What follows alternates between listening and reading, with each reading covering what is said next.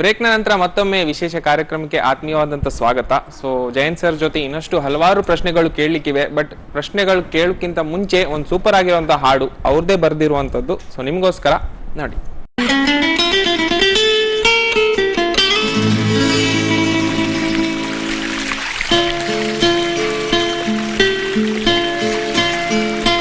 ಪರವಶನಾದಿನು ಅರಿಯುವ ಮುನ್ನವೇ ಪರಿಚಿತನಾಗಲಿ ಹೇಗೆ ಪ್ರಣಯಕ್ಕೂ ಮುನ್ನವೇ ಇದಕ್ಕಿಂತ ಬೇಗ ಇನ್ನು ಸಿಗಬಾರದಿತ್ತಿ ನೀನು ಎಂದಾದರೂ ಕೂಡಿಟ್ಟುಕೋ ನೀ ನನ್ನನು ಕಳೆಯುವ ಮುನ್ನವೇ ಪರವಶನಾದಿನು ಅರಿಯುವ ಮುನ್ನವೇ ಪರಿಚಿತನಾಗಲಿ ಹೇಗೆ ಪ್ರಣಯಕ್ಕೂ ಮುನ್ನವೇ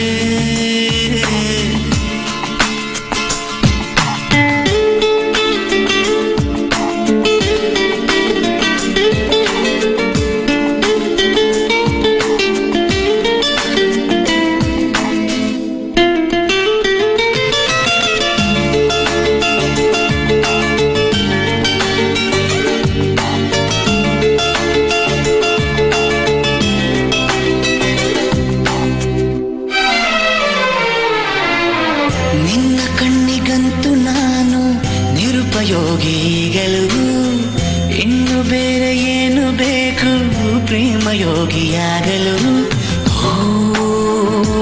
ಅರಳುವ ಸದ್ದನು ನಿನ್ನ ನಗೆಯಲ್ಲಿ ಕೇಳಬಲ್ಲೆ ನನ್ನ ಏಕಾಂತವನ್ನು ತಿದ್ದಿಕೊಡು ನೀನೀಗ ನಿಂತಲ್ಲೇ ನಾನೇನೆ ಅಂದರು ನನಗಿಂತ ಚೂಟಿ ನೀನು ತುಟಿಯಲ್ಲಿಯೇ ಮುಚ್ಚಿಟ್ಟುಕೋ ಮುತ್ತೊಂದನು ಕದಿಯುವ ಮುನ್ನವೇ ಪರವಶನಾದಿನು ಅರಿಯುವ ಮುನ್ನವೇ ಪರಿಚಿತನಾಗಲಿ ಹೇಗೆ ಪ್ರಣಯಕ್ಕೂ ಮುನ್ನವೇ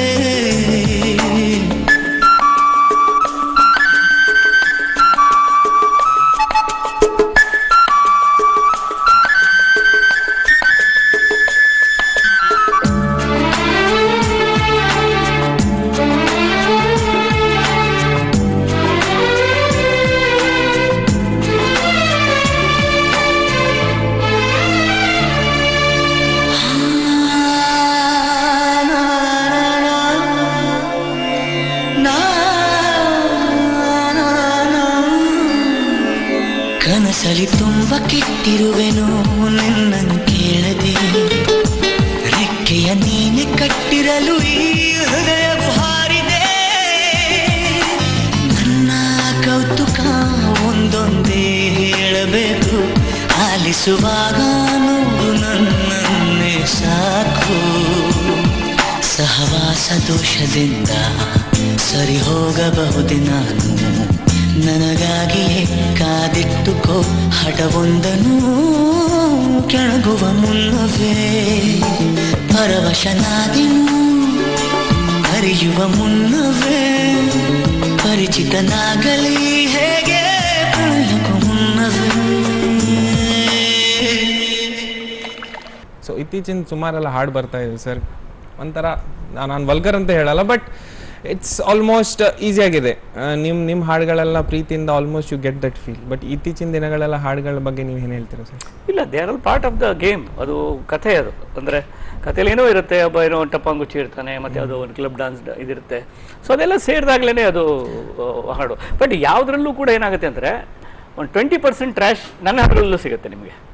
ನೀವು ನಾನು ಬರೆದಿರೋದು 250 ಹಾಡು, ಅದರಲ್ಲಿ ಒಂದು 50 ಹಾಡುಗಳು ನೆನ್ಪಿಟ್ಕೊಂಡು ಹೇಳ್ತಾ ಇರ್ತೀರಾ. ಉಳಿದು 200 ಹಾಡು ಎಲ್ಲಿ ಹೋದ್ವು, ಅವುಗಳಲ್ಲೂ ಟ್ರ್ಯಾಶ್ ಇರುತ್ತೆ. See, you can't create the best every time, even if you want to. So ಅದು ಒಂಥರ 20% ಟ್ರ್ಯಾಶ್ ಯಾವತ್ತೂ ಇರುತ್ತೆ. ಸೊ ಈಗ ಯೋಗರಾಜ್ ಭಟ್ರು ಭಾಳ ಡಿಫ್ರೆಂಟ್ ಆಗಿ ಬರೀತಾ ಇದ್ದಾರೆ.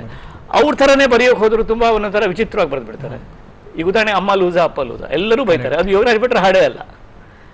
ಎಲ್ಲರೂ ಈಗ ನೋಡಿ, ನೀವು ಕೂಡ ಅದನ್ನು ಯೋಗರಾಜ್ ಭಟ್ರ ಹಾಡು ಅಂತ ತಿಳ್ಕೊಂಡ್ಬಿಟ್ಟಿದ್ದೀರಿ. See this is the problem. ಯಾರೋ ಯೋಗರಾಜ್ ಭಟ್ರ ಥರ ಬರೆಯೋಕೆ ಹೋಗಿ ಮತ್ತೊಬ್ರು ಯಾರೋ ಬರೆದಿರ್ತಾರೆ ಹಾಡನ್ನು. ಅದು ಯೋಗರಾಜ್ ಭಟ್ರ ಹಾಡಲ್ಲ. ಅದು ಯಾವ ಸಿನಿಮಾ ಅಂತ ನೋಡಿ ಹುಡುಕಿ, ನಿಮ್ಗೆ ಗೊತ್ತಾಗುತ್ತೆ ಯಾರ್ದು ಅಂತ. ಆಗ ಬಯಸ್ಕೊಳ್ಳೋದು ಯಾರು ಈಗ? ಯೋಗರಾಜ್ ಯೋಗರಾಜ್ ಭಟ್. ಈ ಥರ ಇದೊಂಥರ ಬೇರೆ ಥರದ ಇದು ರೀತಿ ಅದು. ಅಂದರೆ ಸೊ ದಟ್ಸ್ ವೆರಿ, ಹೀಗಾಗಿ it's a part of the game. So ಅದ್ರ and you should not be puritan. ನಮ್ಮಲ್ಲಿ ಮತ್ತೊಂದು ಒಂದು ಕೆಟ್ಟ ಗೊಡ್ಡು ಮಡಿವಂತಿಕೆ ಇದೆ. ಅಂದರೆ ಶುದ್ಧ ಕನ್ನಡದಲ್ಲಿ ಬರೆದ್ಬಿಟ್ರೆ ಒಳ್ಳೆ ಹಾಡು ಆಗೋದಿಲ್ಲ. ಈಗ ಹೃದಯ ಎಂಬ ಕಡ್ಡಿಲಿ ಮಂಚೂರಿ, ಏನೋ ಹೃದಯ ಎಂಬ ಮಂಚೂರಿಲಿ ಕಡ್ಡಿ ಇಡ್ತೀನಿ, ಫ್ರೆಶ್ ಇಮೇಜರಿ ಅದು. ಮಂಚೂರಿ ಇದೆ ನ್ಯೂ ಇಮೇಜ್. ಅದೇನು ಮಂಚೂರಿ ಅಂತ ಹಾಕ್ಬಿಟ್ಟಿದೆ. ಅದು ನಾನು ನಿನ್ನ ಚರಣದಾಸಿ ಅನುಗಾಲವು, ಇದು ಶುದ್ಧ ಕನ್ನಡದಲ್ಲಿದೆ. ಆದ್ರೆ ಇದು ಗೊಡ್ಡು ವಿಚಾರನ ಹೇಳ್ತಾ ಇದೆ. ಹೆಣ್ಣು ಗಂಡನ ಚರಣದಾಸಿ ಅಲ್ಲ, ಬೋತ್ ಆರ್ ಈಕ್ವಲ್. ನನಗೆ ನೀವು ಈ ಶುದ್ಧ ಕನ್ನಡದಲ್ಲಿ ಹಳೆಯ ಏನೋ ಗೊಡ್ಡು ಗಂಡು ಹೆಣ್ಣಿನ ಏನೋ, ಹೆಣ್ಣು ಅಂದ್ರೆ ಏನೋ she is a door mat, she has to serve the husband, ಆ ಥರದ ಮೌಲ್ಯಗಳನ್ನೇ ಪ್ರತಿಪಾದಿಸಿ ಸುಂದರವಾದ ಕನ್ನಡದಲ್ಲಿ ಬರೆದ್ರೆ ನನಗೆ ಅದು ಅಲ್ವೇ ಹಾಡೇ ಅಲ್ಲ. ಹೊಸ ಮಾಡರ್ನ್ ಆಗಿ ಬರೀರಿ ನೀವು, ಆಧುನಿಕ ವಿಚಾರಗಳನ್ನು ಕೊಡ್ರಿ. ಆವಾಗ ಸ್ವಲ್ಪ ಅಲ್ಲಿ ಇಂಗ್ಲೀಷಿಂದ ಮಾತಿಗೆ ಥ್ಯಾಂಕ್ಸ್ ಹೇಳ್ತೀರಿ ನೀವು ಅಲ್ವಾ? ನೀವು ಕೃತಜ್ಞತೆಗಳು ಅಂತ ಯಾವತ್ತದು ಹೇಳ್ತೀರ, ಥ್ಯಾಂಕ್ಸ್ ಹೇಳ್ತೀವಿ ಅಷ್ಟೇ ಕ್ಯಾಶುವಲ್ ಆಗಿ. ಅವರ ಕೆಲವು ಹಾಡುಗಳು ಆ ಥರ ಬರ್ತವೆ. So let us not be ತುಂಬ ಮಡಿವಂತಿಕೆ ಅಲ್ಲಿ ತೋರಿಸಿ ಪ್ರಯೋಜನ ಇಲ್ಲ. ಮಡಿವಂತಿಕೆ ತೋರಿಸಿ ನಾವು ಗೊಡ್ಡಾಗ್ಬಿಡ್ತೀವಿ. ಸೊ ಅಲ್ಲೂ ಕೂಡ ನಮ್ಮಲ್ಲಿ ಎಷ್ಟೋ ಜನ ಶುದ್ಧ ಕನ್ನಡದಲ್ಲಿ ಬರೆದು ಕೂಡ ಚಂದ ಅನ್ಬಿಡ್ತಾರೆ. ಅಲ್ಲ, ಶುದ್ಧ ಕನ್ನಡದಲ್ಲಿ ಕೆಟ್ಟ ವಿಚಾರ ಕೊಟ್ಟರೆ ಇದು ಮೋರ್ ಡೇಂಜರಸ್ ದ್ಯಾನ್ ಹೈ ಹೀಲ್ಡು, ಹೃದಯದ ಮೇಲೆ ಹೈ ಹೀಲ್ಡು ಹಾಕಿ ರಾಜಕುಮಾರಿ ನಿಂತಂಗಾಯ್ತು. ಎಷ್ಟು ಸುಂದರವಾದ ಪ್ರತಿಮೆ ಅದು. You can see it. ಒಂದು ಹಾರ್ಟ್ ಮೇಲೆ ಒಬ್ಬಳು ಹೈ ಹೀಲ್ಡ್ ಹಾಕೊಂಡು ನಿಂತಿದ್ದಾಳೆ ಹಿಂಗೆ ಅಂತ. See this is poetry. So you should not be very, ಅದೆಲ್ಲ ಹೈ ಹೀಲ್ಸ್ ಅಂತ ಇಂಗ್ಲೀಷ್ ಶಬ್ದ ಯಾಕೆ ಬಂತು ಅಂತ ಕೇಳಿದ್ರೆ ಯು ಆರ್ ಲೂಸಿಂಗ್ ಇಟ್. ನಿಜವಾಗ್ಲೂ ಕೇಳಬೇಕಾದ್ರೆ ಖುಷಿ ಆಗುತ್ತೆ. ಯಾಕಂದರೆ ನಮಗೂ ಗೊತ್ತಿರೋದಿಲ್ಲ ಇಷ್ಟೆಲ್ಲ ಡಿಫಿಕಲ್ಟೀಸ್ ಇರುತ್ತೆ. ಅಥವಾ ಇವ್ರು ಒಂದು ಸಾಹಿತ್ಯ ಬರೀಬೇಕಾದ್ರೆ ಎಷ್ಟು ಆಲೋಚನೆ ಮಾಡಬೇಕು, ಹಿಂದೂ ನೆಗೆಟಿವ್ ಕೂಡ ನೋಡಬೇಕು, ಪಾಸಿಟಿವ್ ಕೂಡ ನೋಡಬೇಕು. Yes, when you started your career sir, ನೀವು ಫಸ್ಟ್ ಎಟ್ ದ ಬಿಗಿನಿಂಗ್ ನಿಮಗೆ ಫ್ಯಾಮಿಲಿ ಸಪೋರ್ಟ್ ಎಲ್ಲ ಹೆಂಗಿರ್ತಿತ್ತು? Are the lecturers what you had, ನಿಮ್ಮ ಸ್ಕೂಲ್ ಟೀಚರ್ಸ್ ಆಗಿ? ಅಲ್ಲ, ಈ ಕರಿಯರ್ ಇತ್ತೀಚೆಗೆ ಆಗಿದ್ದಪ್ಪ. ಲೆಕ್ಚರರ್ಸ್ ಎಲ್ಲ ಪಾಪ ಇಲ್ವೇ ಇಲ್ಲ. ಈಗ ನಂದು ಈ ಸಿನಿಮಾ ಹಾಡುಗಳ ಬಗ್ಗೆ ಹೇಳ್ತಾ ಅಲ್ಲ, the first it's a hobby, ಅದು ಕರಿಯರ್ ಅಲ್ಲ. I am a biochemist. I was working as a biochemist in Bombay for 23 years. Vicks paper ತಯಾರಿಕೆ ಕಂಪನಿಯಲ್ಲಿ ಕೆಲಸ ಮಾಡ್ತಾ ಇದ್ದೆ ನಾನು. Writing was a hobby. Okay. So writing always was a habit. Hobby to passion, passion to now it's become your profession. ಈಗ right, when people quit everything, ಅಂದ್ರೆ ಜನರು ಎಲ್ಲ ಮುಗಿದು ಈಗ ರಿಟೈರ್ಮೆಂಟ್ ಹೋಗ್ತಾರಲ್ಲ, ಆ ಟೈಮಲ್ಲಿ ನನಗೆ ಈ ಪ್ರೊಫೆಷನ್ ಸಿಕ್ಕಿದೆ. ಅಂದ್ರೆ I am writing this, taken it as a profession.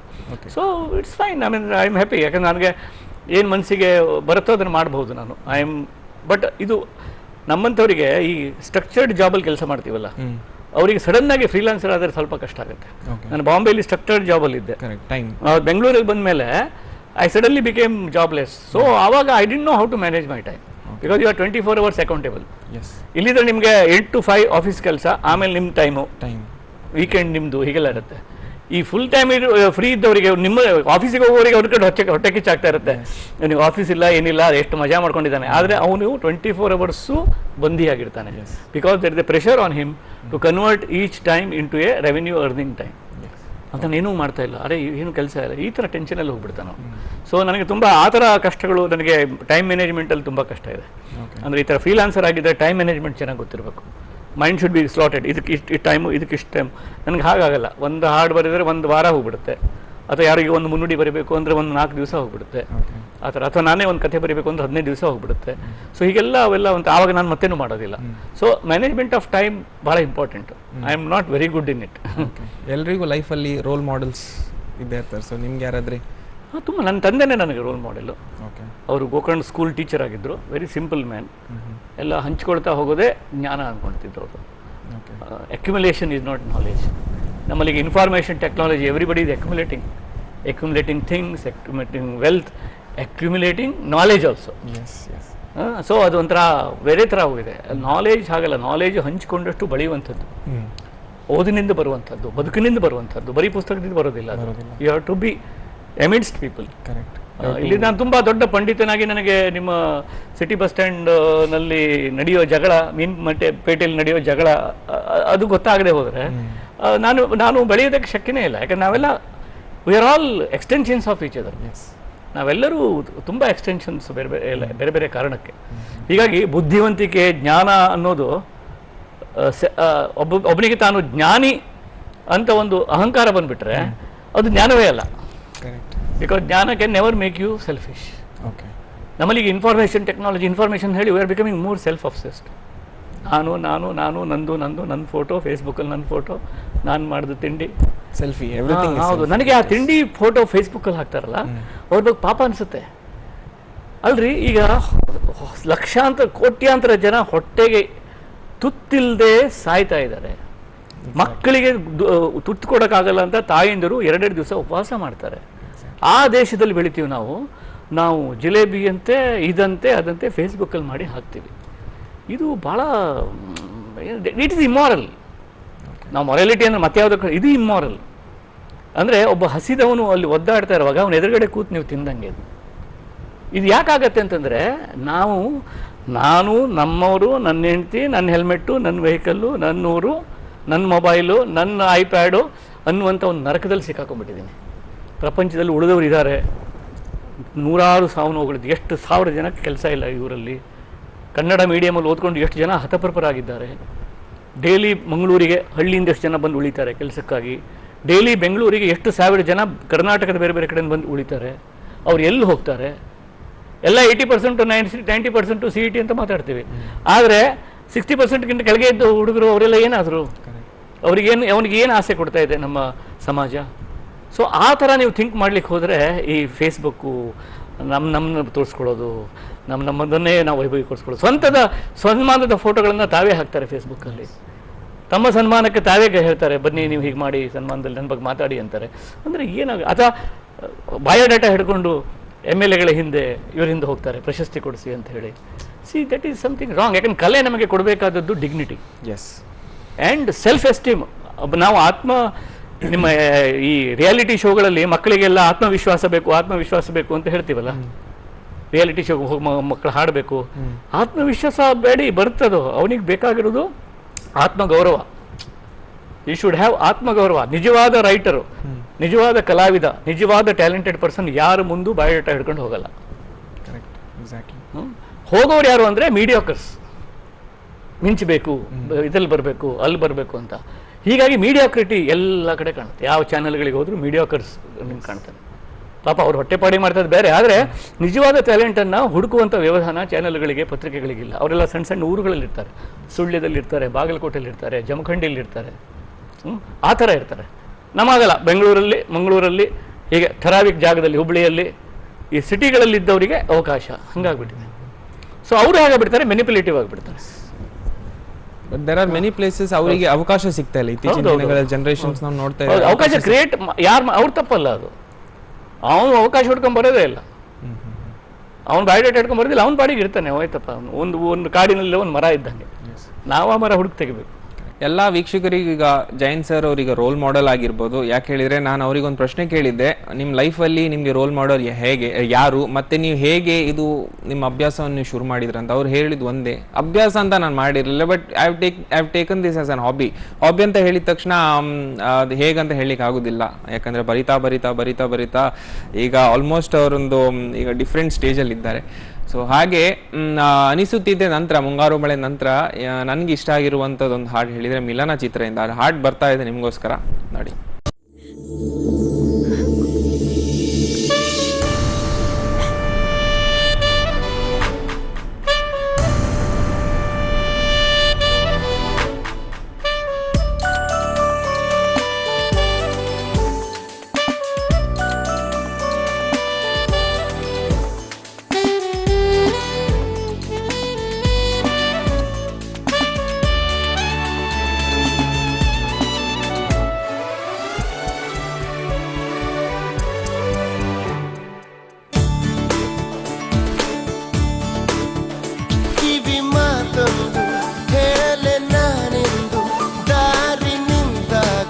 ಸಾಗಲೇಬೇಕೆಂದು ನಿನ್ನೆ ಈಗಿಲ್ಲ, ನಾಳೆಯೂ ತಿಳಿದಿಲ್ಲ, ನೀನು ನೀನಾಗಿ ಬಾಳಲೇಬೇಕೆಂದು.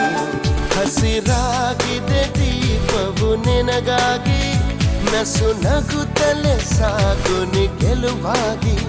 ಹೊಸ ತಂಗಾಳಿ ಹೇಳಿದೆ ಮೆಲುವಾಗಿ, ಈ ಬಾಳುಂಟು ಬಾಳುವ ಸಲುವಾಗಿ. ಕಿವಿ ಮಾತೊಂದು ಹೇಳಲೆ ನಾನಿಂದು, ದಾರಿ ನಿಂತಾಗ ಸಾಗಲೇಬೇಕೆಂದು.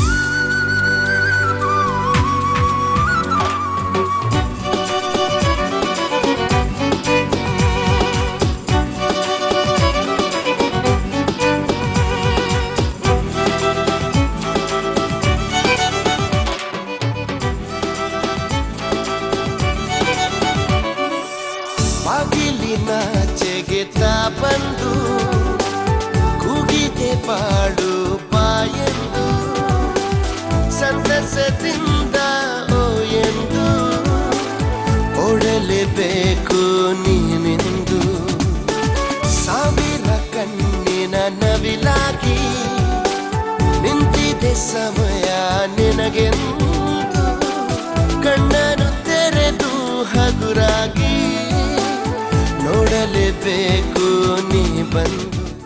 ಬಟ್ ನೀವು ಇತ್ತೀಚಿನ ಜನ್ರೇಷನ್ ಈಗ ಮಕ್ಳಿಗೆ ನೀವು ಏನು ಹೇಳ್ತೀರಾ ಸರ್? ಯಾಕಂದರೆ ಸಾಕಷ್ಟು ಜನರು ನಾನು ಆರ್ಟಿಸ್ಟ್ ಆಗಬೇಕಂತಿರ್ತೀನಿ, ನಾನು ಲಿರಿಕ್ಸ್ ಎಲ್ಲ ಬರೀಬೇಕಂತಿರ್ತೀನಿ, ಅಥವಾ ನಾನು ಆ್ಯಕ್ಟರ್ ಆಗಿರ್ತೀನಿ, ಅವರಿಗೆಲ್ಲ ಏನು ಹೇಳ್ತೀರಾ ಸರ್? ಈಗ ನಾನು ಹೇಳೋದು ಇಷ್ಟೇ, ಈ ಎಂಟರ್ಟೈನ್ಮೆಂಟ್ ಇಂಡಸ್ಟ್ರಿ ಚೆನ್ನಾಗಿದೆ, ಟೆಲಿವಿಷನ್ ಇಂಡಸ್ಟ್ರಿ ಚೆನ್ನಾಗಿದೆ, ಬಟ್ ಅದಕ್ಕಾಗಿ ನೀವು ಎಕ್ವಿಪ್ ಮಾಡ್ಕೊಳ್ಳಿ. ಸುಮ್ಮನೆ ಆ್ಯಕ್ಟರ್ ಆಗಬೇಕು, ಮೈಂಡ್ ಇಸ್ ವೆರಿ ಇಂಪಾರ್ಟೆಂಟ್. ಈಗ ಊರುಗಳಲ್ಲಿ ಜಿಮ್ಗಳಾಗ್ಬಿಟ್ಟಿವೆ, ಎಲ್ಲ body they look like motor bikes. Tractor ಥರ ಕಾಣ್ತಾನೆ ಮನುಷ್ಯ, ಅವನಿಗೆ ಮನಸ್ಸೇ ಇಲ್ಲ, ಅವನಿಗೇನು ಗೊತ್ತಿಲ್ಲ, ಅವನಿಗೆ ಸಾಹಿತ್ಯ ಗೊತ್ತಿಲ್ಲ, ಅವನಿಗೆ ಒಂದು ರಾಜಕೀಯ ಧೋರಣೆ ಇಲ್ಲ, ಅವನಿಗೆ ಯಾರನ್ನು ಓದ್ಕೊಂಡಿಲ್ಲ, ಅವನಿಗೆ ಮಾನವೀಯತೆ ಇಲ್ಲ ಮನಸ್ಸಲ್ಲಿ. ಬರೀ ಬಾಡಿ ಹಿಂಗೆ ಮಾಡ್ಕೊಂಡ್ರೆ ಏನು ಪ್ರಯೋಜನ? Is like A just physical body. Art needs A mind, it's not just body. ಊರುಗಳಲ್ಲಿ ಹೇಗೆ ಜಿಮ್ಗಳಾಗ್ತಾ ಇವೆಯೋ, ಹೆಲ್ತ್ ಕ್ಲಬ್ಗಳಾಗ್ತಾ ಇವೆಯೋ, ಅಷ್ಟೇ ಸಂಖ್ಯೆಯಲ್ಲಿ ಲೈಬ್ರರಿಗಳು ಆಗಬೇಕು. ಮನೇಲಿ ಬಂದು ಪೇಪರ್ ಓದಲ್ಲ, ನಾವು ಓದೋದೇ ಇಲ್ಲ. ಸಾಹಿತ್ಯ ಈಗ ನೀವು ಹೇಳಿದ್ರಲ್ಲ, ನನ್ನ ಹತ್ರ 106 ಜನ ಬರ್ತಾರೆ, ನಾನು ಹಾಡು ಬರಿತೀನಿ ಸರ್ ಅಂತ. ಅವರಿಗೆ ಎಲ್ಲ ಕಾವ್ಯ ಬಿಡಿ, ಅವ್ರಿಗೆ ಬೇಂದ್ರೆ ಹೆಸರು ಗೊತ್ತಿಲ್ಲ, ಕುವೆಂಪು ಗೊತ್ತಿಲ್ಲ, ಶಿವರಾಮ್ ಕಾರಂತ್ ಗೊತ್ತಿಲ್ಲ, ಎಚ್.ಎಸ್. ವೆಂಕಟೇಶ್ ಮೂರ್ತಿ ಗೊತ್ತಿಲ್ಲ, ಸಿದ್ಧಲಿಂಗಯ್ಯ ಗೊತ್ತಿಲ್ಲ, ಪ್ರತಿಭಾ ನಂದಕುಮಾರ್ ಗೊತ್ತಿಲ್ಲ, ಸವಿತಾ ನಾಗಭೂಷಣ್ ಗೊತ್ತಿಲ್ಲ, ವೈದೇಹಿ ಗೊತ್ತಿಲ್ಲ. ಇವ್ರದೆಲ್ಲ ಒಂದೊಂದು ಕವಿತೆ ಓದೋದು ಸಾಕು. ನಾನು ಹೇಳ್ತೀನಿ, ನಾನು ಬರೀ ಯಾವುದೋ ಒಂದಿಷ್ಟು ಪತ್ರಿಕೆ ಹೈಲೈಟ್ ಓದ್ಬಿಡೋದು, ಕ್ರೈಮ್ ನ್ಯೂಸ್ ಓದ್ಬಿಡೋದು, ಅಲ್ಲಿ ಒಂದಿಷ್ಟು ಸ್ಪೋರ್ಟ್ಸ್ ನ್ಯೂಸ್ ಓದ್ಬಿಡೋದು, ಬಂದ್ಬಿಡೋದು. ಮತ್ತು ಬಾಡಿ 6 ಪ್ಯಾಕ್ಸ್ ಎಷ್ಟದು, 6, 8, 9, 10 ಎಷ್ಟು? ಹೌದೌದು. ಅಷ್ಟು ಅದರಿಂದ ಏನು ಪ್ರಯೋಜನ ಇಲ್ಲ. You look like a tractor. ಅದು ಯೋಗರಾಜ್ ಭಟ್ರು ಮಾಡೋದು, ಟ್ರ್ಯಾಕ್ಟರ್ ಥರ ಕಾಣ್ತಾರೆ ಸರ್ ಅಂತಾರೆ ಅವರು. ಅಂದರೆ ಮನ್ಸಿಲ್ದಿದ್ರೆ ಏನು? ಈಗ ಓಂಪುರಿ, ಅವನಿಗೇನು 6 ಪ್ಯಾಕ್ಸ್ ಇತ್ತಾ? ನಿಮ್ಮ ಯಾರು ಇರ್ಫಾನ್ ಖಾನ್, ಅವನಿಗೇನು 6 ಪ್ಯಾಕ್ಸ್ ಇದೆಯಾ? ಅವನು ತೆರೆ ಮೇಲೆ ಬಿಗ್ ಸ್ಕ್ರೀನಲ್ಲಿ ಅವನ ಮುಖ ಅರ್ಧ ಗಂಟೆನೂ ನೋಡ್ಬೋದು ನಾವು. ಯಾಕೆ ಅಂದರೆ ಅವನಿಗೊಂದು ಮನಸ್ಸಿದೆ, ಆ ಮನಸ್ಸು ನಮಗೆ ಕಾಣುತ್ತೆ. ಆ ಮನಸ್ಸು ಬೆಳೆಯೋದು ಹೇಗೆ? ಅದಕ್ಕೆ ಯಾವುದು ಕ್ರ್ಯಾಶ್ ಕೋರ್ಸ್ ಇಲ್ಲ, 2 ತಿಂಗಳಲ್ಲಿ ಮನಸ್ಸನ್ನು ಮಾಡಿಸಿಕೊಡುತ್ತೇವೆ ಅಂತ ಬೋರ್ಡ್ ಎಲ್ಲೂ ಕಾಣಲ್ಲ. ಅದಕ್ಕೆ ಲಿಟ್ರೇಚರ್ ಇರೋದು, ಅದಕ್ಕೆ ಸಂಗೀತ ಇರೋದು, ಅದಕ್ಕೆ ಥಿಯೇಟರ್ ಇರೋದು, ಅದಕ್ಕೆ ಸಿನಿಮಾ ಇರೋದು. ಸಿನಿಮಾಕ್ಕೆ ಹೋಗಬೇಕು ಅಂತಂದರೆ you have to see world cinema. ಎಷ್ಟು ಚೆನ್ನಾಗಿ ಮಾಡ್ತಾರೆ. ಇರಾನಿಯನ್ ಸಿನಿಮಾ ನೋಡಿ, ಮರಾಠಿ ಸಿನಿಮಾಗಳನ್ನು ನೋಡಿ, ಮಂಡೂಕಗಳಾಗಬೇಡಿ. ನಿಮ್ಮ ಮನೆಗೆ ಪೇಪರ್ ಬರ್ತಾ ಇದೆಯೋ, ಸಂಡೇಗೆ ಒಂದು ಸಪ್ಲಿಮೆಂಟ್ ಬರುತ್ತಲ್ಲ, ಸಪ್ಲಿಮೆಂಟ್ ಓದಿ. ಅದರಲ್ಲಿ ಒಂದು ಕಥೆ ಇರುತ್ತೆ, ಒಂದು ಕವಿತೆ ಇರುತ್ತೆ, ಮತ್ತೆ ವೈಚಾರಿಕ ಲೇಖನ ಇರುತ್ತೆ. ಕೆಲವ್ರ ಮನೇಲಿ ಸಪ್ಲಿಮೆಂಟ್ ಸೀದಾ ರದ್ದಿಗೆ ಹೋಗ್ತಾ ಇರುತ್ತೆ. ಹಾಗೆ ಅದೆಲ್ಲ ಮಾಡಿದ್ರೆ ಈ ಬಾಡಿಗೆ 6 ಪ್ಯಾಕಿಗೆ ಒಂದು ನಿಜವಾದ ಒಂದು ಮೈಂಡ್ ಸೇರಿ ಒಂದು ಒಳ್ಳೇದೇನೋ ಆಗುತ್ತೆ. ಬರೀ ಬಾಡಿನೇ ಅಲ್ಟಿಮೇಟ್ ಅಂತ ಕೂತ್ರೆ it doesn't work. I don't know ನೀವು ಏನು ಕೇಳಿದ್ರೋ, ನಾನು ಏನು ಹೇಳಿಲ್ಲ ಇಲ್ಲ, but I have got that point sir. ಪೇರೆಂಟ್ಸ್ಗಳಿಗೆ ಎಸ್ಪೆಷಲಿ, ಯಾಕಂದರೆ ಮಕ್ಕಳು ಇದು ನಾನು ಮಾಡಲೇಬೇಕು, ಅಥವಾ ಪೇರೆಂಟ್ಸ್ರಿಂದ ಏನಾದರೆ ಬೇಡ ಅದು ಮಾಡೋದು ಬೇಡ, ನನಗೆ ಗೊತ್ತಿದೆ ಅಲ್ವಾ ಫೀಲ್ಡ್ ಯಾವ ರೀತಿಯಲ್ಲಿ ಇರುತ್ತಂತ. So for parents what you want to say? ಅಲ್ಲ, ಪೇರೆಂಟ್ಸ್ ನಾನು ಇಷ್ಟು ಹೇಳ್ತೇನೆ, ನೀವು ಮಕ್ಕಳಿಗೆ ಈಗ ನಿಮ್ಮನ್ನು ಪೇರೆಂಟ್ಸ್ ಇಲ್ಲ ಎಲ್ಲರಿಗೂ ಹೇಳೋದು, ಅದೊಂದು ರಿಕ್ವೆಸ್ಟ್. ಯಾಕಂದ್ರೆ ನಾನು ಒಬ್ಬ ಪೇರೆಂಟೇ, ಇದು ನನಗೂ ಹೇಳ್ತಾ ಇರೋದು. ಪ್ಯೂರ್ ಸೈನ್ಸ್ಗೆ, ಪ್ಯೂರ್ ಆರ್ಟ್ಸ್ಗೆ ಮಕ್ಕಳನ್ನು ಕಳಿಸಿ. ಈಗೆಲ್ಲ ಆಗಿದೆ PUC ಓರಿಯೆಂಟೆಡ್. PUC ಆದಮೇಲೆ ಅವನೇನೋ IT ಹೋಗ್ತಾನೆ, ಮತ್ತೆಲ್ಲ ಹೋಗ್ತಾನೆ, ಆಮೇಲೆ ಯಾವುದೋ ಒಂದು ದೊಡ್ಡ IT BT ಅನ್ನುವಂಥ ಗುಲಾಮ್ಗಿರಿಗೆ ಹೋಗ್ಬಿಡ್ತಾನೆ. ಅವನು ಗೊತ್ತೇ ಆಗಲ್ಲ, ಅದೇನೋ ದುಡ್ಡು ಸಿಗುತ್ತೆ ಅಂತೇಳಿ ಹೋಗ್ಬಿಡ್ತಾನೆ. ಅವನಿಗೆ ಪ್ರೈವೇಟ್ ಲೈಫ್ ಇಲ್ಲ, ಅವನಿಗೆ ಮತ್ತೇನೋ ಗೊತ್ತಿಲ್ಲ. ಪ್ಯೂರ್ ಸೈನ್ಸಿಗೆ ಜನ ಹೋಗ್ತಾ ಇಲ್ಲ, ಫಿಸಿಕ್ಸು, ಪೊಲಿಟಿಕಲ್ ಸೈನ್ಸ್, ಪ್ಯೂರ್ ಆರ್ಟ್ಸಿಗೆ ಜನ ಹೋಗ್ತಾ ಇಲ್ಲ. ಡಿಪಾರ್ಟ್ಮೆಂಟ್ಗಳು ಕ್ಲೋಸ್ ಆಗ್ತಾ ಇದೆ. ಆದರೆ ಫ್ಯೂಚರ್ ಇರೋದು ಪ್ಯೂರ್ ಸೈನ್ಸ್, ಪ್ಯೂರ್ ಆರ್ಟ್ಸಿಗೆ. ಯಾರು ತಮ್ಮ ಮಗಳಿಗೆ ನೀನು ಲೆಕ್ಚರರ್ ಆಗು ಅಂತ ಹೇಳ್ತಾ ಇಲ್ಲ, ನೀನು ಮೇಸ್ಟ್ರ್ ಆಗು ಅಂತ ಹೇಳ್ತಾ ಇಲ್ಲ. So that shift has to hmm. ಯಾಕಂದ್ರೆ ಯಾವ ಮಕ್ಕಳು ತಮ್ಮ ಮಗ ಬರೀ ದುಡ್ಡು ಮಾಡುವ ಕುದುರೆ ಆಗಲಿ ಅಂತಾನೆ, ಅವರು ತಮ್ಮ ಮಗ ಸ್ವಂತದ ಬದುಕು ಬಾಳದೇ ಇರಲಿ ಅಂತ ಹೇಳ್ದಂಗೆ, ಅದು ಯಾವುದೋ ಒಂದು ಗುಲಾಮ್ಗಿರಿಗೆ ಹೋಗಲಿ ಅಂದಂಗೆ. ಇಲ್ಲಪ್ಪ, ಅವನು ಸ್ವಲ್ಪ ಸಂಬಳ ಕಡಿಮೆ ಬರ್ಬೋದು, ಬಟ್ ಅವನು ಲೆಕ್ಚರರ್ ಆದರೆ ಅವನು ಫ್ರೆಶ್ ಆಗಿರ್ತಾನೆ, ಯುವ ಜನಾಂಗದ ಜೊತೆಗೆ ಸಂಪರ್ಕದಲ್ಲಿರ್ತಾನೆ, ಒಂದು ಒಂದು ಕೆಲಸ ಅಂದರೆ ಹೊಸಬರನ್ನು ತಯಾರು ಮಾಡ್ತಾ ಇರ್ತಾನೆ. ಆ ಥರ ಮಕ್ಕಳಿಗೆ ಸೈಂಟಿಸ್ಟ್ ಆಗು, ಪೊಲಿಟಿಕಲ್ ಸೈಂಟಿಸ್ಟ್ ಆಗು, ಎಕಾನಮಿಸ್ಟ್ ಆಗು, ಸೋಷಿಯಲ್ ಸೈಂಟಿಸ್ಟ್ ಆಗು, ಪ್ರೊಫೆಸರ್ ಆಗು, ರಿಸರ್ಚ್ ಮಾಡು ಅನ್ನುವಂಥ ಪಾಲಕರು ನನಗೆ ದೇವ್ರ ಥರ ಕಾಣ್ತಾರೆ. ಈಗ ನಮ್ಗೆ ಯಾವ ಕಾಲೇಜಿಗೆ ಹೋದರೂ, ನನಗೆ degree college, commerce college, arts ಕಾಲೇಜಿಗೆ ಹೋದರೆ ಅಲ್ಲಿ ಡಿಗ್ರಿ ಸ್ಟೂಡೆಂಟ್ಸ್ ನೋಡಿದ್ರೆ ನನಗೆ ಭಾಳ ನಿಜಕ್ಕೂ ಮನಸ್ಸು ತುಂಬ ಬರುತ್ತೆ. ಯಾಕಂದರೆ ಅವರೇ they are the ones who are going to achieve, who are going to run the society. They are the ones, they are the essence of the run the society. ಹೀಗಾಗಿ ಅದು ಬಹಳ ಮಹತ್ವದ್ದು ಅನ್ಸೋದು. ಅದಕ್ಕೆ ನಾನು ಪಾಲಕರಿಗೆ ಹೇಳೋದಿಷ್ಟೇ, ಮಕ್ಕಳಿಗೆ ಅವ್ರಿಗೆ ಏನು ಓದಕ್ಕೆ ಅದನ್ನು ಓದಕ್ಕೆ ಬಿಡಿ, ಫಸ್ಟ್ ಓದಲಿ. ಹೊರತು ಅವರು ಸಂಬಳ ಜಾಸ್ತಿ ಸಿಗುತ್ತೆ ಅದಕ್ಕಾಗಿ ಅಲ್ಲಿ ಹೋಗು ಆ ಥರ ಮಾಡಕ್ಕೆ ಹೋಗ್ಬೇಡಿ. ಯಾಕಂದ್ರೆ ಈ ಸಂಬಳಕ್ಕೆ ಅರ್ಥ ಇಲ್ಲ. ನಿಮ್ಮ ಮನಸ್ಸು ಸರಿ ಇಲ್ದಿದ್ರೆ ಆ ಸಂಬಳ ತಗೊಂಡು ಏನೂ ಮಾಡೋಕ್ಕಾಗಲ್ಲ. So that's how it has to. Okay. So ವೀಕ್ಷಕರೇ, ನೋಡಿದಾಗೆ ಇವ್ರ ಹಾಡು ಬಗ್ಗೆ ಎಲ್ಲ ನಾವು ಸಾಕಷ್ಟು ಕೇಳಿದ್ದೇವೆ, ಸಾಕಷ್ಟು ಇಂಟರ್ವ್ಯೂಗಳ ವಿಷಯದಲ್ಲಿ ನಾವು ಕೇಳಿದ್ದೇವೆ. ಬಟ್ ಇವತ್ತು ನಾವು ಎಸ್ಪೆಷಲಿ ಈ ವಿಷಯದಲ್ಲಿ ನಾವು ಮಾತಾಡ್ಲಿಕ್ಕೆ ಕಾರಣ ಯಾಕೆ ಹೇಳಿದರೆ, ಯು ಆರ್ ಎಕ್ಸ್ಪೀರಿಯನ್ಸ್, ನೀವು ತುಂಬ ಎಕ್ಸ್ಪೀರಿಯನ್ಸ್ ಆಗಿ ನೀವು ಈ ಫೀಲ್ಡಿಗೆ ಬಂದು ಬಾಂಬೆ, ಬ್ಯಾಂಗ್ಳೂರು, ಉಡುಪಿ, ಮಂಗಳೂರು ಆ ಕಡೆ ಎಲ್ಲ ಹೋಗಿ ನಿಮಗೆಲ್ಲ ಗೊತ್ತಿದೆ ಸರ್ ಯಾವ ರೀತಿಯಲ್ಲಿ ಫೀಲ್ಡ್ ಇದೆ, ಯಾವ ರೀತಿಯಲ್ಲಿ ಜನರು ರಿಯಾಕ್ಟ್ ಮಾಡ್ತಾರೆ, ಯಾವ ರೀತಿಯಲ್ಲಿ ಇತ್ತೀಚಿನ ಜನರೆಲ್ಲ ಎಷ್ಟು ಸಿಲ್ಲಿಯಾಗಿ ತೊಗೊಳ್ತಾರೆ ವಿಷಯ, ಯಾವುದೇ ಒಂದು ಟಾಪಿಕ್ ಆಗಿರಲಿ ತುಂಬ ಸಿಲ್ಲಿಯಾಗಿ ತೊಗೊಳ್ತಾರೆ. ಸೊ ಹಾಗೆ ನಾ ಇವತ್ತು ಆಲ್ಮೋಸ್ಟ್ ಎಲ್ಲ ಅನುಭವದ ಮಾತುಗಳನ್ನೆಲ್ಲ ಕೇಳ್ತಾ ಇದ್ದಾರೆ. ಯಾಕಂದ್ರೆ ನನಗೆ ಕೂಡ ಸಾಕಷ್ಟು ಡೌಟ್ ಇತ್ತು ಮನಸ್ಸಲ್ಲಿ. ಸರ್ ನಾನು ಕೂಡ ಹೋಗಿದ್ದೆ ಬೆಂಗಳೂರಿಗೆ, ಆ್ಯಕ್ಚುಲಿ ಆ್ಯಕ್ಟರ್ ಆಗಬೇಕಂತ ಹೋಗಿದ್ದೆ, ಬಟ್ ಸಾಕಷ್ಟು ಪ್ರಾಬ್ಲಮ್ ಆಯಿತು. ಅದರ ನಂತರ ಐ ಕೇಮ್ ಬ್ಯಾಕ್. ಹೌದು, ಅದನ್ನೆಲ್ಲ ಹಾಬಿಯಾಗಿ ಇಟ್ಕೊಳ್ಳಿ ಅಂತೀನಿ ನಾನು. ಯಾಕಂದರೆ ಈ ಸಿನಿಮಾಗಳಲ್ಲೆಲ್ಲ success rate is very very minimal. ಅದು ಮತ್ತು ಈಗ ಪ್ರೊಡ್ಯೂಸರ್ಸು ದುಡ್ಡಿದ್ದವರು ಅವ್ರ ತಮ್ಮ ಮಕ್ಕಳನ್ನು ಹೀರೋ ಮಾಡೋರೇ ಜಾಸ್ತಿ ಆಗಿಬಿಟ್ಟಿದ್ದಾರೆ ಅಲ್ಲಿ. ಸೊ ಅದೆಲ್ಲ ಒಂಥರ ಬೇರೆ. ಅಟ್ಲೀಸ್ಟ್ ಟೆಲಿವಿಷನಲ್ಲಿ ಅಂದರೆ ಒಂದು ರೆಗ್ಯುಲರ್ ಜಾಬ್ ಇದೆ ಅಲ್ಲಿ, ಒಂದು ಸೀರಿಯಲ್ 1-2 ವರ್ಷ ನಡೆಯುತ್ತೆ, ಅಲ್ಲಿ ಒಂದು ರೋಲ್ ಸಿಕ್ಕರೆ. But cinema is A world which is gambling ಅದು. ಸೊ ಇಟ್ಸ್ ವೆರಿ, ಯಾರೋ ಒಬ್ಬನು ಗಣೇಶ ಟಕ್ ಅಂತ ಚಾನ್ಸ್ ಸಿಗುತ್ತೆ, ಮತ್ತೆ ಯಾರಿಗೂ ಅದ್ರ ಹಿಂದೆ ಸಾವಿರಾರು ಲಕ್ಷಗಟ್ಟಲೆ ಗಣೇಶರು ಬಂದು ಪಾಪ ಮಯ ಆಗಿರ್ತಾರೆ. ಸೊ ಆ ಥರ ಅದು ನಾವು ಅದನ್ನು ಪ್ರತಿಯೊಬ್ಬನು ಅದನ್ನು ಅನ್ಕೋಬೇಕು, ದಟ್ ಸಕ್ಸಸ್ ರೇಟ್ ಯಾವ ಥರ ಇದೆ ಅಂತ. ಅದಕ್ಕಿಂತ ನಿಮಗೆ ಏನು ಇಷ್ಟನೋ ಆ ಜಾಬೇ ಪ್ರೀತಿಯಿಂದ ಮಾಡಿ, ಇದನ್ನೆಲ್ಲ ಹಾಬಿಯಾಗಿ ಇಟ್ಕೊಳ್ಳಿ. ರೈಟಿಂಗ್ ಆಗಲಿ, ಮ್ಯೂಸಿಕ್ ಆಗಲಿ, ಆ ಥರ ಒಂದು ಹಾಬಿಯಾಗಿ ಇಟ್ಕೊಳ್ಳಿ. ರೀಡಿಂಗ್ ಮಾಡಿ, ಮೇನ್ ಥಿಂಗ್ ಅಂದರೆ ರೀಡಿಂಗ್ ಮಾಡಿ. ಅದರಿಂದ ಇದೆಲ್ಲ ಪ್ರಾಬ್ಲಮ್ಗೆ ಉತ್ತರ ಅಲ್ಲೇ ಸಿಕ್ಬಿಡುತ್ತೆ ನಿಮಗೆ. ಸೊ ಆಮೇಲೆ ಇಷ್ಟ ಆಗಿಯೂ ಅದೇನೋ your mind set is very has to be positive. ಅದು ಅಂದರೆ ಯಾಕಂದ್ರೆ ನಮ್ಗೆ ಗೊತ್ತಿಲ್ಲದಿರೋ ನಾಳೆನೇ ನಮ್ಮ ಜೀವನದ ಜೀವಾಳ. ನಾಳೆ ಹೇಗೆ ಅಂತ ಗೊತ್ತಿದ್ರೆ ಲೈಫ್ ಇಂಟ್ರೆಸ್ಟಿಂಗ್ ಆಗ್ತಿರ್ಲಿಲ್ಲ. ನಾಳೆ ಏನಿದೆ ಅಂತ ನಿಮಗೂ ಗೊತ್ತಿಲ್ಲ, ನನಗೂ ಗೊತ್ತಿಲ್ಲ. The unseen tomorrow, the unknown tomorrow is the driving force. So ಆ ಕಡೆಗೆ ನಮ್ಮೆಲ್ಲ ಆಸಕ್ತಿಗಳು, ಹವ್ಯಾಸಗಳು ಮುಖ ಮಾಡ್ಕೊಂಡಿರಬೇಕು. ಮತ್ತು never arrogance and ego to enter your. ಈ ಅಹಂಕಾರ ಇದೆಯಲ್ಲ, ಅದು ಮೊದಲು ತಿನ್ನೋದು ನಿಮ್ಮನ್ನೇ. ಕರೆಕ್ಟ್. ನಿಮ್ಮೊಳಗೆ ನೀವೇ ತುಂಬಿಕೊಂಡಿದ್ರೆ ಹೊರಗಿನ ಜಗತ್ತಿಗೆ ಜಾಗ ಎಲ್ಲಿ ಉಳಿತು ಅಲ್ವಾ? ನಿಮ್ಮ ಮನಸ್ಸಿನೊಳಗಡೆ ನೀವು ಇಲ್ಲದೆ ಇದ್ದರೆ ಮಾತ್ರ ಹೊರಗಿನ ಜಗತ್ತಲ್ಲಿ ಬರುತ್ತೆ. ಆ ಹೊರಗಿನ ಜಗತ್ತು ಒಳಗಡೆ ಬಂದಾಗ ಮಾತ್ರ you are an artist, because that is you are going to express. So ಎಲ್ಲರೂ ಐ ಸ್ಪೆಷಲಿಸ್ಟ್ ಆಗಿಬಿಟ್ಟಿದ್ದಾರೆ. ಸೊ ನಿಮಗೆ ಎಲ್ಲಿಯಾದರೆ ಬಾಲಿವುಡಿಂದ ಸರ್ ಎಲ್ಲಿಯಾದರೆ you got a chance to write a lyrics? Chance ಗೀನ್ಸ್ ಎಲ್ಲ ಶಬ್ದ ಯೂಸ್ ಮಾಡಬೇಡಿ. I never went for no not chance. ಎಲ್ಲಿಯಾದರೆ you got a call from any? ಇಲ್ಲ. ಯಾಕಂದ್ರೆ ನಾನು because when I was in Bombay, I was not film oriented. Okay. ಅಲ್ಲ ಈಗ ಎಲ್ಲಿ? ಇಲ್ಲ, because I am a Kannada writer. Okay. So ಎಲ್ಲಿಯಾದರೆ ಅವಕಾಶ ಸಿಕ್ಕಿದ್ರೆ ಸರ್? ಇಲ್ಲ, ನನಗೆ ಕನ್ನಡ ಹಿಂದಿ ಬರಲ್ಲ. ನಾನು ಕನ್ನಡ ಯಾವ ಭಾಷೆ ಬರುತ್ತೆ ಒಂದೇ ಭಾಷೆನ ಹಾಳು ಮಾಡಬೇಕು ಅಂತ ಡಿಸೈಡ್ ಮಾಡಿದ್ದೀನಿ ನಾನು. ಸೊ ಕನ್ನಡ ಭಾಷೆ ಬರುತ್ತಲ್ಲ, ಅದೇ ನನಗೆ ಬರೆಯೋದು ಬಾಕಿ ಇದೆ. ಮತ್ತು ಬೇರೆ ಭಾಷೆ ಬರಲ್ಲ. ಆದರೂ ಒಂದು ಕೆಟ್ಟ ಎಕ್ಸ್ಪೆರಿಮೆಂಟು, ಹಿಂದಿ ಕನ್ನಡ ಸೇರಿ ಒಂದು ಹಾಡು ಬರೆದಿದ್ದೀನಿ ನಾನು ಚಿಗುರದ ಕನಸು ಚಿತ್ರದಲ್ಲಿ, ಓ ಆಜಾರೆ ಅಂತ. ಓ ಆಜಾರೆ ನನ್ನ ಫಸ್ಟ್ ಹಾಡೋದು ಆ್ಯಕ್ಚುಲಿ. ಅನಿಸುತ್ತಿದೆ ಬಂದಿದ್ದು ಆಮೇಲೆ ಚಿಗುರದ ಕನಸದಲ್ಲಿ ಓ ಆಜಾರೆ ಅಂತ ಒಂದು ಹಾಡಿದೆ. ಅದ್ರ 1 ಲೈನ್ ಹಿಂದಿಲಿದೆ, 1 ಲೈನ್ ಕನ್ನಡದಲ್ಲಿದೆ, 1 ಲೈನ್ ಹಿಂದಿಲಿದೆ, 1 ಲೈನ್ ಕನ್ನಡದಲ್ಲಿದೆ. ಯಾಕಂದ್ರೆ ಹೀರೋ ಶಿವರಾಜ್ ಕುಮಾರ್ ಅದರಲ್ಲಿ ಡೆಲ್ಲಿಲಿ ಇರ್ತಾನೆ, ಅವನಿಗೆ ಕನ್ನಡ ಬರ್ತಿರೋದಿಲ್ಲ. ಸೊ ಚಿಗುರದ ಕನಸು ಯು ಶುಡ್ ಸಿ. ಯಾಕಂದ್ರೆ ನಾಟ್ ಬಿಕಾಸ್ ನಾನು ಬರ್ತಿದ್ದೀನಿ ಅಂತಲ್ಲ, ಇದು ನಿಮ್ಮ ಊರಿನ ಶಿವರಾಮ್ ಕಾರಂತರು ಬರೆದಂಥ ಚಿಗುರದ ಕನಸು ಅನ್ನುವ ಕಾದಂಬರಿ ಆಧಾರಿತ ಚಿತ್ರ. ಅದು ನಾಗಾಭರಣ ಮಾಡಿರೋ ಚಿತ್ರ. ಅದು ಯು ಶುಡ್ ಆಲ್ ರೀಡ್. ಯಾಕಂದರೆ ನೀವು ಕಾರಂತರು ಇಲ್ಲಿಯವರೇ, ಅವ್ರು ಒಂದಲ್ಲ 45 ಕಾದಂಬರಿ ಬರೆದಿದ್ದಾರೆ. ಅವ್ರನ್ನೆಲ್ಲ ಓದಿ, ಅದರಿಂದ ನಿಮಗೆಲ್ಲ ಶಕ್ತಿ ಬರ. ಯಾಕಂದರೆ ಕಾರಂತರಲ್ಲಿದ್ದರಂತೆ ಶಿವರಾಮ್ ಕಾರಂತ ರಸ್ತೆ ಅಷ್ಟು ಸಾಲೋದಿಲ್ಲ. ಯಾಕಂದರೆ ಉಳಿದವ್ರಿಗೆ ಸಿಗೋದಿಲ್ಲ. ಅದು ಸಿಕ್ಕಿಂನವರಿಗೆ ಎಲ್ಲಿ ಗೊತ್ತು ಕಾರಂತರು? ನಿಮಗೆ ಸಿಗೋಕ್ಕೆ ಅವಕಾಶ ಇದೆಯಲ್ಲ. ಇಲ್ಲಿಯವರೇ ಶಿವರಾಮ್ ಕಾರಂತರು, ವೈದೇಹಿ ಇಲ್ಲೇ ಇದ್ದಾರೆ, ಅವರ ಕವಿತೆಗಳನ್ನು ಓದಿ. ಅನ್ನೋದು ಹಾಗೆ ಇಲ್ಲಿ ನಮ್ಮ ನಡುವೆ ಇರುವ ಲೇಖಕರನ್ನು ಓದಿ ನೀವು ಹುಲಸಾಗಿ ಬೆಳಿತೀರಿ ಹೊರತು don't get carried away by the headlines of the papers ಅಷ್ಟೇ. ಸೊ ಮುಂದಿನ ಪ್ರಾಜೆಕ್ಟ್ ಸರ್ ನಡೀತಾ ಇರುತ್ತೆ. ಈಗ ಸಿದ್ಧಾರ್ಥ ಅಂತ ಒಂದು ಫಿಲ್ಮ್ ಇದೆ, ಅದರಲ್ಲಿ ರಾಘವೇಂದ್ರ ರಾಜ್ಕುಮಾರ್ ಅವರ ಮಗ ಲಾಂಚ್ ಆಗ್ತಾ ಇದ್ದಾರೆ. ಅದರಲ್ಲಿ ಒಂದಿಷ್ಟು ಹಾಡಿದೆ. ಆಮೇಲೆ ಕೆಂಡ ಸಂಪಿಗೆ ಅಂತ ದುನಿಯಾ ಸೂರಿ ಅವರ ಚಿತ್ರ ಇದೆ. ಆಮೇಲೆ ವಾಸ್ತು ಪ್ರಕಾರ ಯೋಗರಾಜ್ ಭಟ್ ಚಿತ್ರ ಇದೆ.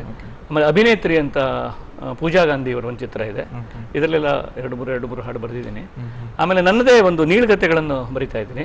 ಆಮೇಲೆ ಹಿಂದೆ ನಾನು ಸಂದರ್ಶನ ಮಾಡಿದ್ದೆ ನಿಮ್ಮ ಥರನೇ ಟೆಲಿವಿಷನ್ಗೆ. ನಾನು ಕುವೆಂಪು ಮೇಲೆ 30 ಎಪಿಸೋಡು, ಬೇಂದ್ರೆ ಅವರ ಮೇಲೆ 30 ಎಪಿಸೋಡು, ಶಿವರಾಮ್ ಕಾರಂತರ ಮೇಲೆ 30 ಎಪಿಸೋಡು, ರಾಜ್ಕುಮಾರ್ ಮೇಲೆ 30 ಎಪಿಸೋಡು ETVಗೆ ಮಾಡಿದ್ದೆ ನಾನು.